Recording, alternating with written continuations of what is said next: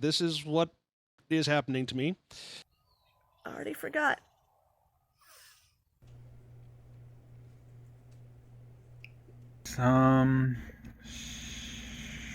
Shit. And now I'm not sure if this is part of the story or not. Something that's not important to the story, apparently. That's wrong. Well, good luck, whoever's after me.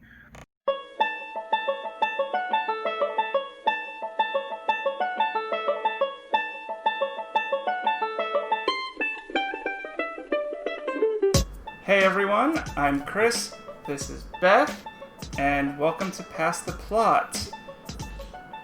With us today we've got Justin. Hi. Calico.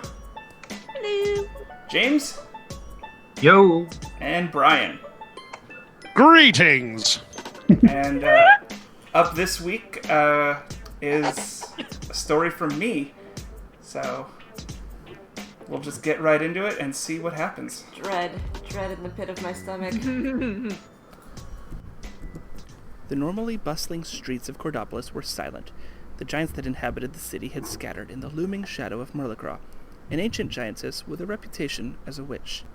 Door after door was latched and locked as she passed, eyes peeking from behind drawn curtains. She paused at an apothecary and perused the potions and plants. 3 things I require, she said. 2 jars of elder blood, the older the better, 6 pounds of pennyroyal, pungent, not mild, and 14 pounds of mackie berries, from the Isle of Manticore, she added. She paid, but as she exited the shop, a sudden impact sent her basket of goods scattering across the road.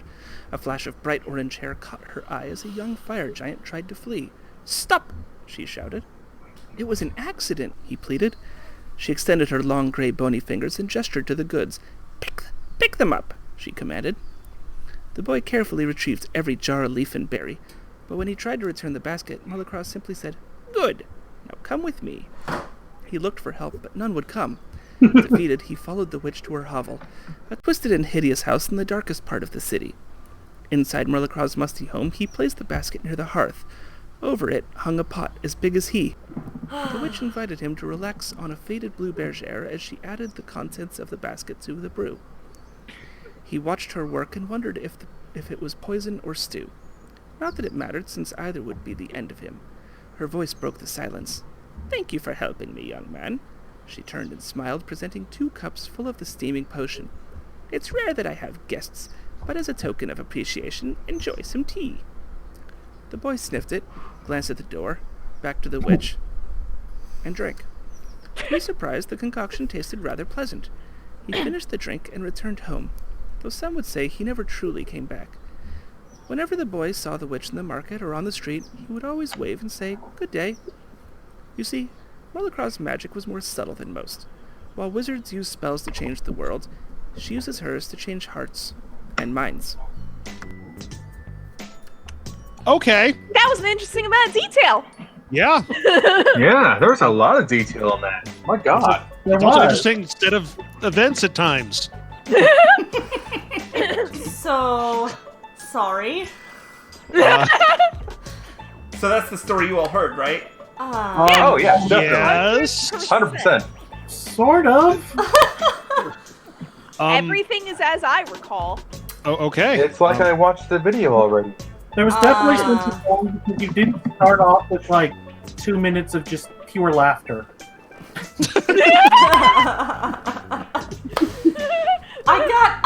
I think I got a good solid 40% of that.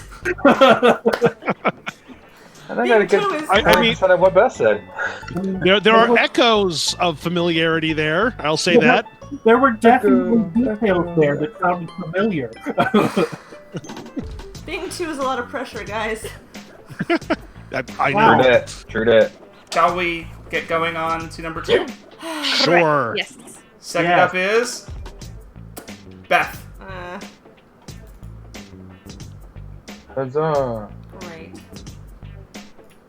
Full screen. Do it. The normally bustling streets of Cordopolis were silent.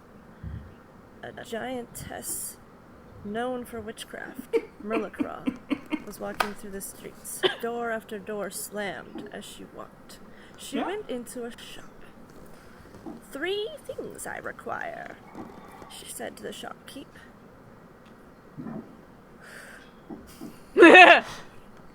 Already forgot. 4 pounds of elder blood, the older the better. 14 pounds of pennyroyal, pungent, not mild. Yeah. And Shake it, don't spit. 16 pounds of merkleberries, straight from the island of Marcos. Got her goods and continued down the street, when a sudden push from behind knocked the items from her hands.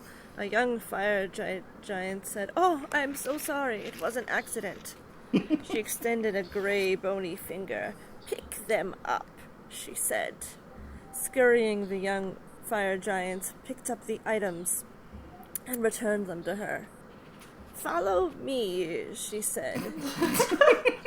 He hesitantly followed her, and she brought him back to her house. "Sit." She pointed to a blue bear chair, and he sat. That's There what I she lit heard. up her I swear hearth to God. Even and on the That's what I stirred original. up heard. the stew, putting the ingredients into the pot. He wasn't sure if it would be poison or stew. "I don't often get visitors," she said. After a while, the soup was done. Or poison. I don't know. She served him a bowl. He looked very cautiously at it, and then at the door, and then back at the stew, and then back at the door. Finally, he gave in and took a sip. Much to his surprise, it was delicious. And so he left her house. But in some ways, he never did. For Merlacraw did weave a magic spell. But not the normal magic that you see. It was a different kind of magic. She used her magic to change hearts and minds. That was Okay. mostly there. I liked it. Hey, I think she did a great job. I'm just going to say that. And I'm sorry. I wanna state for the record that your eyeshadow is amazing. Oh, thank Why, you. thank Yep. you. Oh. Just because Your Cheers. eyeshadow is passable at By best. the way, even in your current, when we just rewatched your first one, I still heard Blue Bear Chair. So So did I. it's called a bergère. Oh, Bergère. Bergère. It's You a did not blue chair? enunciate It's- correctly. and I didn't specifically throw it in there to try to throw you guys off at all. So Nice. You didn't know Well, the I word would say that Bergère bear before share this at all. chair doesn't. I did not Google medieval and Victorian styles of furniture for this video. I tried with Beth. That was definitely a blue bear chair, and you cannot convince me otherwise. I was trying to figure out what the hell a bear Justin, chair was. leave it to you to believe it's a bear chair. Listen, Blue. you took A the blue bear, bear you chair. killed it. The bear was blue, I mean, and then you turned it into a chair. I wasn't sure what a That's a bear bear chair chair. was, but I was 100% that is what he said. Right. James, think you can do better than Beth? Hell no. Good. Honest. Okay, so right, we're doing this. Shit. Good luck, whoever's after me. All right, so it was a bustling afternoon in the city of Cordopolis, and an old craggy not fire giant roamed the streets. Her name was Muraclaw, and she was in the market. She went into a store, and up to the store's guy and said, "I require 3 items. Here's the best part. 4 pounds." Bacon. Ah, fuck. 4 pounds of merkleberries. Merkleberries, okay. 14 pounds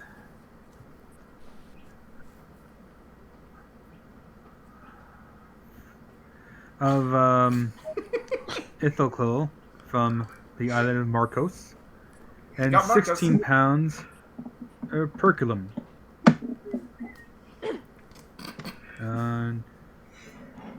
She got her items and she left.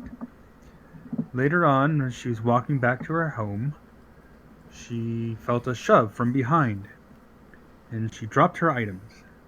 A young fire giant was behind her. She looked up to see a young fire giant, who bashfully said, "Oh, excuse me, I did not mean this to brush into you." She looked at the young giant, pointed a bony finger at her items, and said, "Pick them up." And he bashfully, hesitantly did. And she said, "Come, bring them." And she led him to her house. "Come inside and put them down." And she took him inside, he put them down, and she said, "Wait here." And she starts to make a stew. The young fire giant sat down and waited for her. She put all the ingredients in and declared, "It's not often that I have visitors. I sit and I would make you a stew." The young fire giant sat there and wondered if this Murkrow was making a stew like she said, or a poison. She put all the ingredients in and stirred, and eventually the stew or poison was done. And she put it in a bowl and served it to him. The fire giant hesitantly looked at the door to the soup, back to the door to the soup, and reluctantly took a sip. And to his surprise, it was delightful. He ate the soup, and then he left. Or did he? For you see, Oraclaw did not just make an ordinary stew. She did not use ordinary magic, but a special type of magic. A magic, you see, that caused the switching of the heart and mind.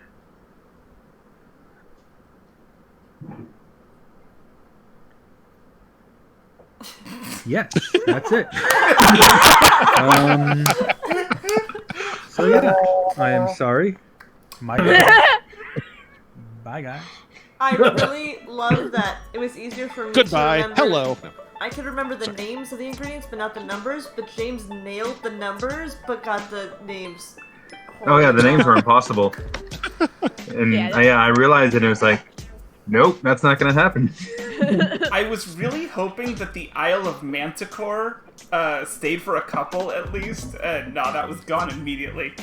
Isle of Manticore is It was good Marcos. one, You put so many details in there. That was something had to give, and I was so focused on the ingredient list that by the time it got to the aisle the stupid berries were from, I'm like, nope. The bony fingerless thing. Yeah. Yep. Yeah.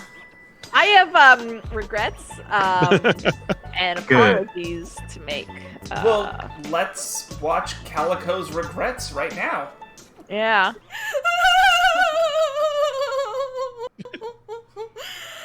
Yeah. No. Totally.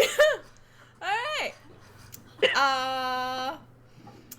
It was a great day in the city of Cordopolis, and an old craggy giant was going down the street, and she went to a shop, and she told the shopkeeper, I need 4 pounds of Merkle berries, 14 pounds of Ilium from the island of Marcos. That's wrong. Those things are wrong. And 16 pounds of...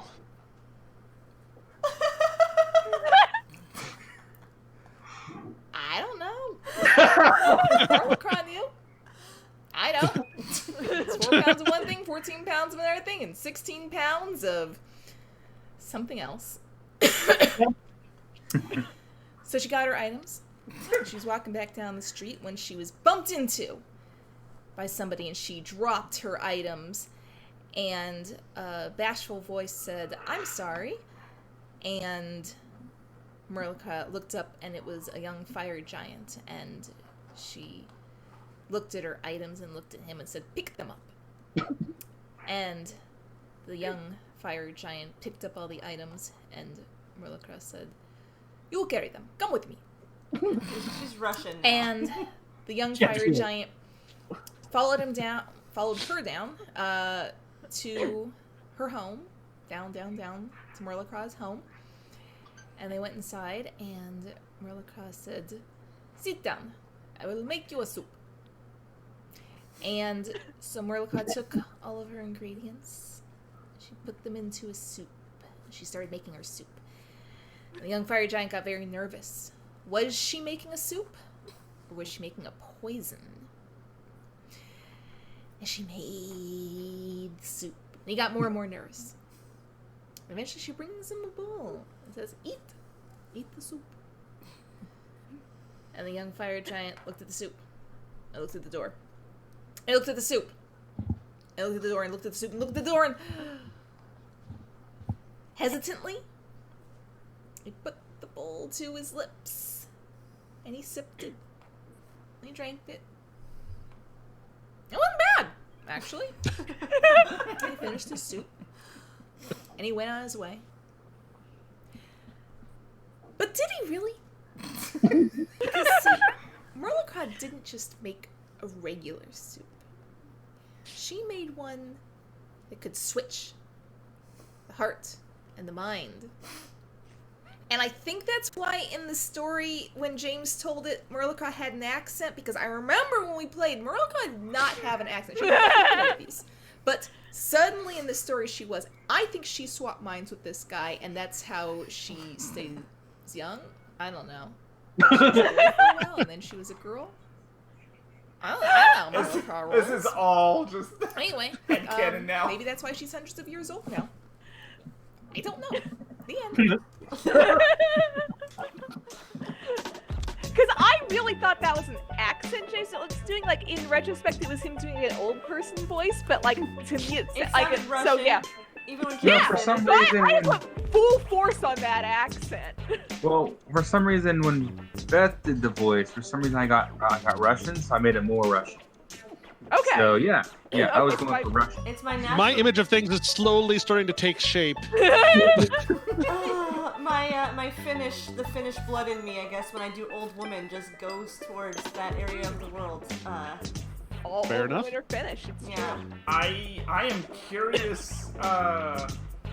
There's still 2 more people, and this is already It just. started out that she's I'm actually. so excited. I love that she starts out like, yeah, she's actually a nice person, and she's going full witch already. There's no. This is how she got her reputation in town. Right? Also, the bony finger is gone now. You pointed out that the bony I'm finger so is sorry. gone. I'm actually feeling much better about myself now. Yeah, Thank no, you. you did really good. You remembered 3 things. I Not the right remembered things, several but things. Same here. Merkleberries. I said Merkleberries. You did. You did. Yeah, Merkleberries sure is making it through. Island of Marcos. Yeah, something has to. You know, that place that was definitely the place. Yep. All right. So next up is Justin, and I would just like to say, for the record, I love that shirt. It's very happy. And I love the mustache. Yeah, the hair and the mustache combo. Yeah. Very good. All right. We've added a minute to my original video now. I'm also on a swooning couch. Yeah. Oh. But not a blue bear chair. Not a blue bear. No, it's a leopard print swooning couch, so. Nice. It was a beautiful day in the city of Cordopolis as a giantess walked down the street.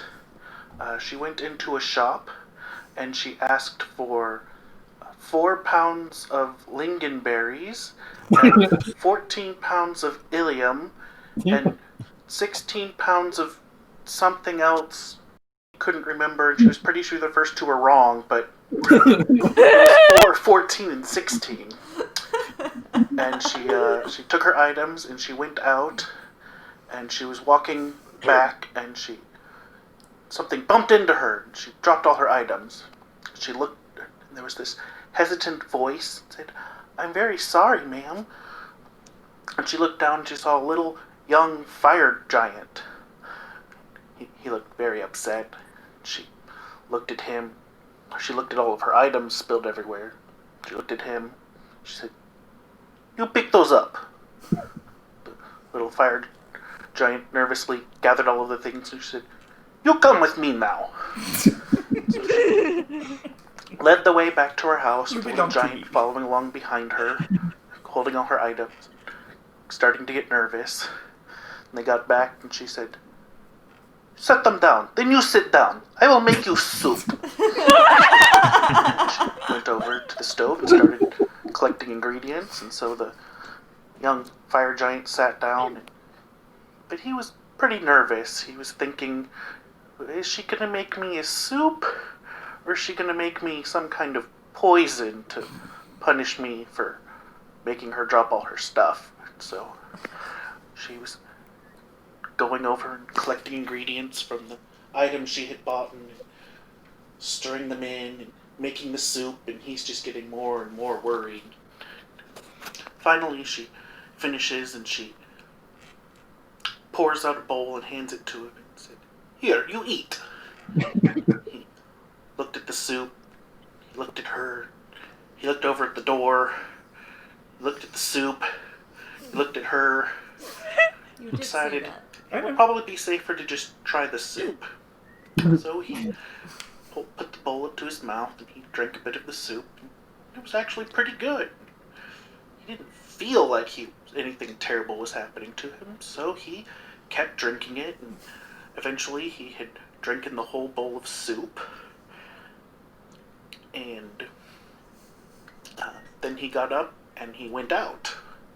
And now I'm not sure if this is part of the story or not, but they had this theory that maybe he didn't, because maybe the soup was a potion that allowed people to switch minds and bodies, because apparently she had seen this giantess character before and she did not have Russian accent, and she wasn't that old, so maybe that's the secret to how she lived so long, and I'm not sure if that's part of the story or not.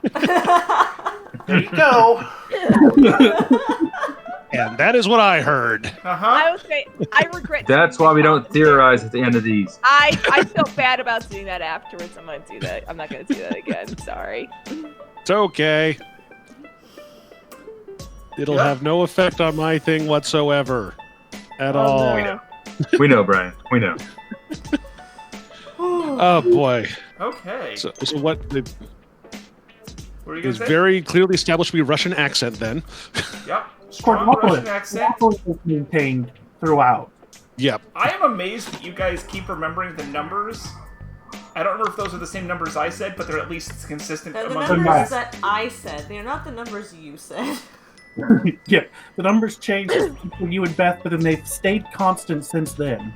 That may or may not stay consistent here. Don't remember. I could remember. Yeah, I'm not a numbers person, so the names are fine. But everyone else here is clearly a numbers person and not a names person. Everyone remembers numbers more than the names. That's amazing to me.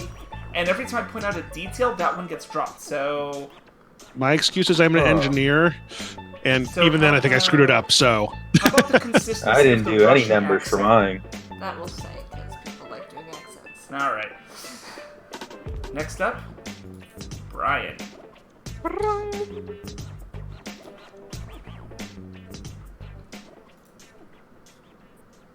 Once upon a time in the city of Cordopolis, there was a large giantess that went into a store. And in the store, she bought 4 pounds of lingonberry, 4 pounds of ilium, and 16 pounds of something that's not important to the story, apparently. As she went outside, she suddenly runs into something and drops all of her groceries.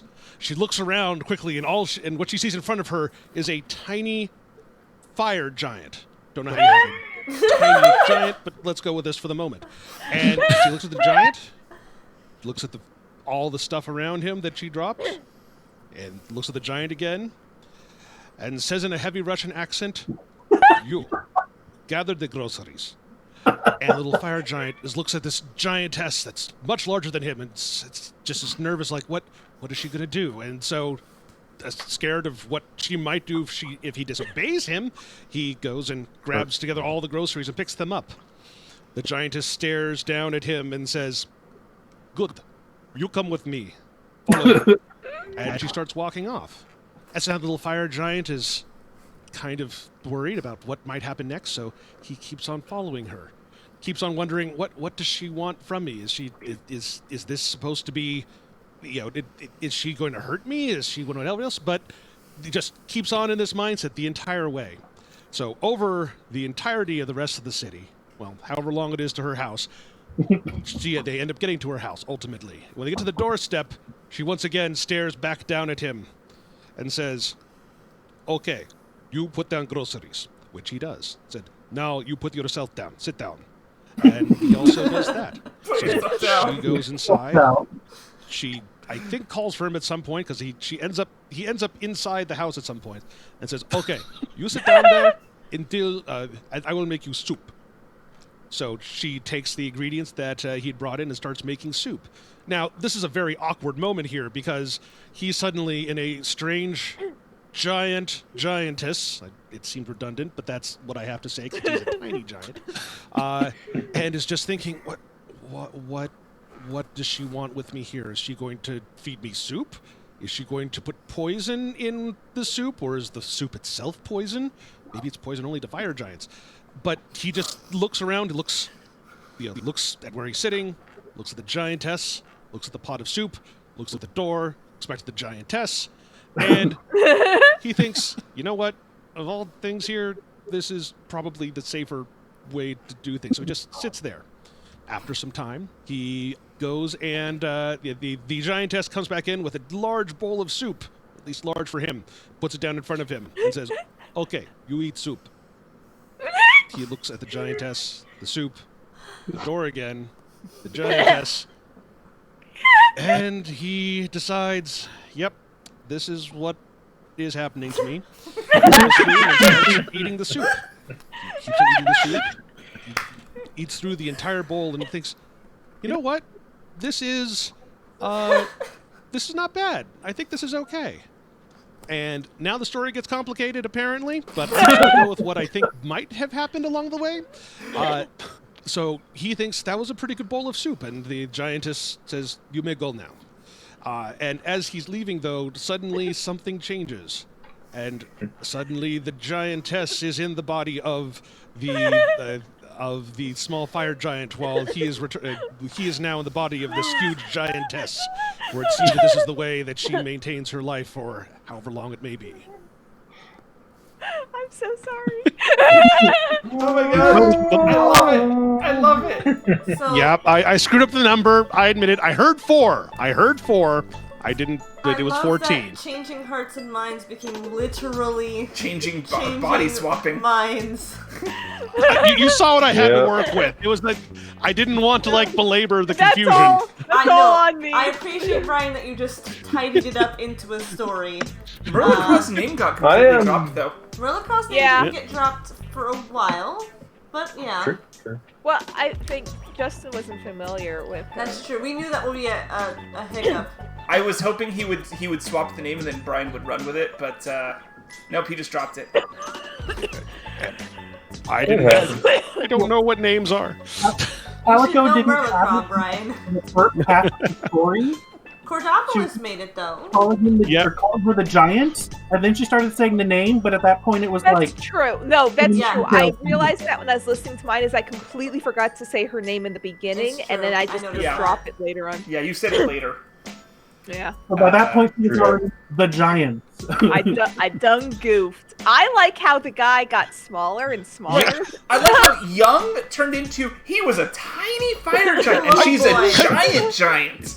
Because she was looking down, and I kept on thinking if it's looking down, it has to be smaller than the giantess, which means it must be a small giant, however that works out. It's a teenage boy, and now it's like a 5-year-old she wants to steal the body of. Like, Why would you take a 5-year-old? It's a terrible idea.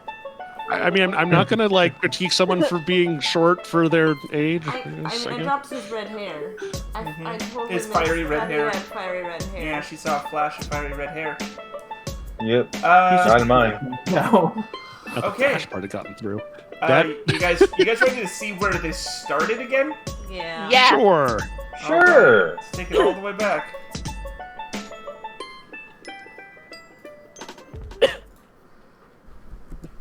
The normally bustling streets of Cordopolis were silent. The giants that inhabited the city had scattered in the looming shadow of Merlicraw, an ancient giantess with a reputation as a witch. Door after door was latched and locked as she passed, eyes peeking from behind drawn curtains. She paused at an apothecary and perused the potions and plants. 3 things I require, she said. 2 jars of elder blood, the older the better, 6 pounds of pennyroyal, pungent, not mild, and 14 pounds of mackie berries, from the Isle of Manticore, she added. She paid, but as she exited the shop, a sudden impact sent her basket of goods scattering across the road. A flash of bright orange hair caught her eye as a young fire giant tried to flee. "Stop!" she shouted. "It was an accident," he pleaded. She extended her long gray bony fingers and gestured to the goods. Pick them up," she commanded. The boy carefully retrieved every jar, leaf, and berry, but when he tried to return the basket, Merlicraw simply said, "Good. Now come with me." He looked for help, but none would come. Defeated, he followed the witch to her hovel, a twisted and hideous house in the darkest part of the city. Inside Merlicraw's musty home, he placed the basket near the hearth. Over it hung a pot as big as he. The witch invited him to relax on a faded blue bergère as she added the contents of the basket to the brew. Faded blue He watched her work Bergère. hard if it was poison or stew. Yeah, that's what I said. Since either would be the end of him. Her voice broke the silence. "Thank you for helping me, young man." She turned and smiled, presenting 2 cups full of the steaming potion. "It's rare that I have guests, but as a token of appreciation, enjoy some tea."